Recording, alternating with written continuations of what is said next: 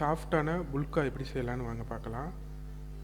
கோதுமை மாவு கொஞ்சம் எடுத்துகிட்டு அதில் உப்பு, ஆயில் 2 ஸ்பூன் ஊற்றி நல்லா மாவை மிக்ஸ் பண்ணி கொஞ்சோண்டு தண்ணி ஊற்றி நல்லா மிக்ஸ் பண்ணி பிணைஞ்சி அதை சின்ன சின்ன பாலாக பிடிச்சி வச்சுக்கலாம்.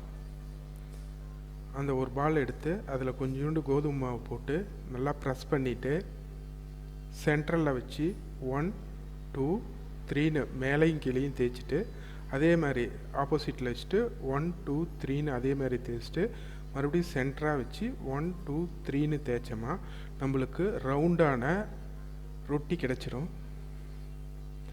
அதை தோசைக்கல் ஹீட்டான வெட்டி தோசைக்கல்லில் அதை போட்டு அதோட ஈரப்பதம் போகிற அளவுக்கு அது சுட்டு எடுத்தால் போதும்.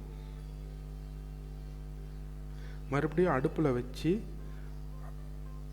அது பப்புள்ஸ் வர அளவுக்கு சுட்டமாக போதுமானது. அதை அப்படியே திருப்பி போட்டு லைட்டாக அதே மாதிரி சுட்டு எடுத்துட்டோமா